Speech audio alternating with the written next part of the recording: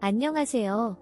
이슈 도구입니다. 최근 국제 뉴스에서는 러시아와 북한 간의 이례적인 군사 협력이 큰 화제가 되고 있습니다. 북한군이 러시아로 파병되었다는 소식이 사실로 확인되면서 국제사회가 긴장하고 있습니다. 러시아와 북한은 2024년 방위협정을 체결하며 서로의 군사적 지원을 약속했습니다. 우크라이나 전쟁이 길어지며 러시아는 병력 부족을 겪고 있고 북한에게 군사기술과 경제 지원을 제공하는 조건으로 병력 파견을 요청했습니다. 북한군이 러시아로 파병된 후 여러 해외 언론이 관련 영상을 공개하며 그 실제 모습을 보도하고 있는데요. 해외 언론이 공개한 영상에는 러시아 연해주 세르게예프스키 훈련장에서 북한군으로 추정되는 병사들이 줄을 서서 보급품을 받고 훈련하는 모습이 담겨 있습니다. 러시아군 장비와 군복을 착용한 채 훈련을 받고 있는 모습도 확인되었습니다. CNN이 입수한 설문지에는 한글로 모자 크기, 군복 치수와 구두 문서를 작성해 주세요라는 글과 함께 러시아어로도 같은 내용의 안내가 적혀 있습니다. 이어 모자의 둘레와 심장, 가슴 둘레를 각각 표시하라는 한글 질문도 나옵니다. 옷 치수를 나타내는 러시아와 북한의 시스템이 다르기 때문인지 설문지에는 러시아식 군복의 치수라는 항목에 2, 3, 4, 5, 6 등의 숫자가 적혀 있습니다. 해당 치수에 맞는 신장이 162에서 168, 168에서 174 등으로 다시 안내되어 있고 조선식 크기라는 항목은 빈칸입니다. 북한 군인이 러시아에 도착한 직후 이 설문지에 자신의 신장이나 군복 치수를 적어 제출하면 이에 맞춰 러시아 군복이 지급되는 것으로 보여집니다. 세계 뉴스들이 보도되는 영상을 보면 북한 군인의 군복에 러시아 부대 상징이 부착되어 있습니다. 하지만 러시아와 북한은 공식적으로 파병 사실을 인정하지 않고 러시아가 다민족 국가라는 점을 활용해 북한군에게 위조 신분증을 지급하고 신분을 숨기는 것으로 보입니다. 러시아 입장에서는 파병 사실이 공개될 경우 국제관계와 제재 문제가 발생할 수 있기에 북한군의 신분을 감추는 방식으로 관리하고 있습니다. 또한 이 사태로 인해 나토와 서방 국가들도 신중한 대응을 하고 있으며 우크라이나 지원 강화 및 추가 제재에 대해 논의 중입니다. 한국 역시 기존에 고수해왔던 비살상 무기 지원 원칙을 제고하며 국제사회와 협력해 가용한 모든 수단을 동원해 대응하겠다는 입장을 밝혔습니다. 프랑스와 폴란드, 발트 삼국 등에서는 러시아의 우크라이나 침공에 대한 북한의 지원에 대해 깊은 우려를 표하며 추가 제재와 함께 우크라이나에 대한 군사적 지원을 강화할 가능성도 시사하고 있습니다. 전문가들은 북한이 러시아를 도우려는 이번 결정을 통해 한반도와 주변 지역에 대한 안보 위협이 한층 커졌다고 평가하고 있습니다. 피터 스타노 EU 외교안보 담당 대변인은 북한이 파병 관련해 추가 제재 고려하고 있다고 밝혔습니다. 조 바이든 미국 대통령은 우크라이나 지원 지속을 호소했으며 나토 회원국들의 무기 부족 문제로 한국의 지원 가능성에도 관심이 모아지고 있습니다. 한국은 기존에 비살상 무기만 지원하는 방침을 고수해왔지만 북한군이 러시아와 협력해 우크라이나에 파병되었다는 소식이 알려지면서 입장을 재검토할 가능성을 내비쳤습니다.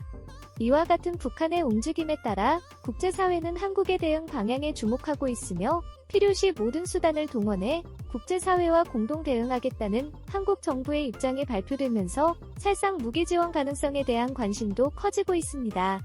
우크라이나는 미국과 영국의 장거리 미사일 사용 제한을 풀어달라고 요청하고 있으며 실제로 살상무기 지원을 하지 않는다는 한국의 원칙에 변화를 기대하는 목소리가 커지고 있습니다. AFP 통신에 따르면 프랑스 외무부 대변인 크리스토프 르모아는 북한과 러시아 간의 군사협력 확대가 심각한 우려를 불러일으키고 있으며 상황을 면밀히 주시하고 있다고 밝혔습니다. 한편 전문가들은 북한의 파병 결정이 한반도와 주변 지역의 안보를 위협할 뿐만 아니라 영내외 핵 확산 가능성까지 높아질 수 있는 결정적 국면이라고 분석하고 있습니다.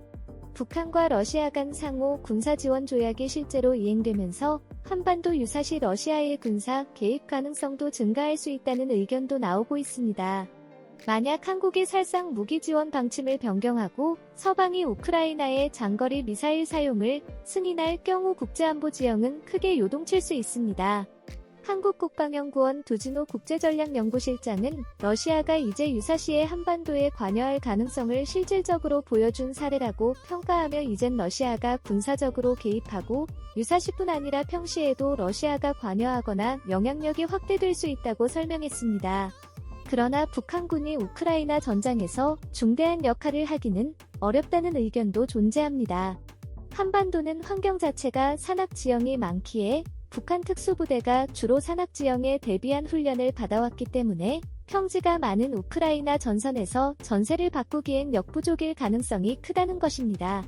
영국 포츠머스대 전쟁학 프랭크 레드위즈 부교수는 영국 매체 아이 뉴스 인터뷰에서 북한군이 최전선 전투 대신 트럭 운전, 공병 임무, 차량 수리 등의 보조 업무에 투입될 것으로 예상했습니다. 그는 러시아군이 러시아어를 하지 못하는 대규모 북한 병력을 최전선 근처에 배치한다면 그들은 빠르게 패배할 것이기 때문이다라고 했습니다. 또한 일부 러시아 가짜 신분증을 가진 북한군들이 탈영 시도 보고도 나오고 있습니다. 미해군 특수부대 네이비실 출신의 군사 전문가인 척파러도 우크라이나 매체 키이우 포스트와의 인터뷰에서 북한군이 러시아군과 함께 직접적인 전투에 참여할 가능성은 현재로선 낮아 보이며 러시아의 전쟁에 결정적인 역할을 할 가능성은 거의 없다고 평가했습니다. 러시아 용병들의 월급이 꽤 많다는 사실도 거론되었는데요. 최소 한 달에 우리 돈 500만 원 정도를 지급하기에 수많은 외국 용병들이 이 전쟁에서 싸우고 있습니다. 하지만 대부분의 북한군의 월급이 북한 당국으로 전송될 예정이라 불만이 쌓이고 있으며 반란 가능성도 언급되고 있습니다. 결국 러시아 전선에서 북한군들의 반란과 대량 탈영을 할 가능성이 고려되고 있는 것입니다. 이러한 상황 속에서 국제사회는 한국이 기존 방침을 유지할지 아니면 새로운 방향으로 나아갈지에 주목하고 있는 가운데 충격적인 소식이 전해졌습니다. 현재까지 알려진 북한군 파병 인원은 러시아에 약 1,500명의 특수부대를 파견했으며 미국 국방부는 북한군 약 1만 명을 러시아 동부로 보냈다고 발표를 했습니다. 국정원은 추가로 올해 연말까지 11,000명의 병력을 파병할 준비를 하고 있다고 합니다. 우크라이나 국방부와 한국 정보기관의 보고에 따르면 북한군은 러시아군과 함께 전선에 배치되었고 북한군 3,000여 명이 이미 전투에 참여하고 있다고 전했습니다. 하지만 이미 많은 북한 병사들이 전투 중 전사한 것으로 알려져 있습니다. 선발대가 대부분 사망에 한 명만 생존한 북한군으로 추정되는 인물의 영상이 공개됐습니다. 영상에는 북한군 추정 남성이 머리와 얼굴에 붕대를 감고 병상에 누워있는 모습이 담겨 있습니다. 붕대는 피와 고름 등으로 물들어 있었죠. 이 남성은 부상 정도가 심해 눈을 뜨지도 못한 채 더듬면서 말을 했습니다. 이 남성은 러시아군은 저희가 방호 시설들에만 있는 한 급습당하지 않을 것이며 절대로 전투에는 참여하지 않을 것이라고 말을 했습니다. 그러나 쿠르스크 교전에서 무작정 교전에 참가하도록 강요를 당했다고 합니다. 이어 러시아는 공격 전에 아무런 정찰도 하지 않고 저희들에게 무기도 주지 않았다라며 우크라이나가 공격을 시작하자 우리 부대 인원이 40명이었는데 제 친구들인 혁철이와 경환이를 비롯하여 모두 전사했다고 말했습니다.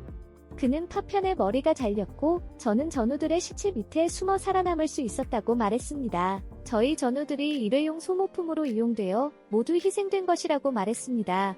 남성은 쿠르스크는 진짜 이 세상의 악이다. 우크라이나군은 최신형 무기로 들고 오고 있고 인력을 가지고 있다라며 반면에 러시아군은 너무나 많은 무기를 잃었고 저희와 같은 병사들을 공격전에 내세우고 있는 상태고 제 눈으로 산처럼 쌓여있는 러시아 병사들의 시신들을 봤다라며 푸틴은 이 전쟁에서 패할 것이라고 말하는 것으로 영상은 끝납니다.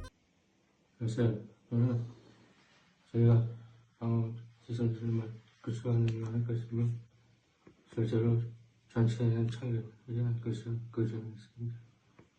하지만 저희가 꾸르스크에 조사하자 무작정 공격전에 참가하도록 강요했습니다. 이게 러시아 얘기들은 공격전에 아무런 정찰도 하지 않고 저희에게 혼자 무기도 주지 않습니다. 제 부대가 공격을 시도하자 우크라이나 군이 강한 화살효과 저를 당했습니다. 그래 제 인간이 40명이었는데 이 영상이 퍼지자 전 세계 사람들은 충격을 받고 경악을 했습니다. 정말로 북한이 특수부대 1,500명을 진짜로 파견을 했는지, 올해만 1,000명을 이처럼 일회용 소모품으로 사용하는지는 아직 알 수 없습니다.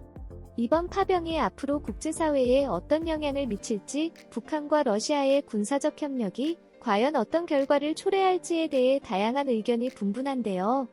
앞으로 어떤 국가들이 여기에 반응하여 어떤 외교적 조치를 취할지 지켜볼 필요가 있습니다.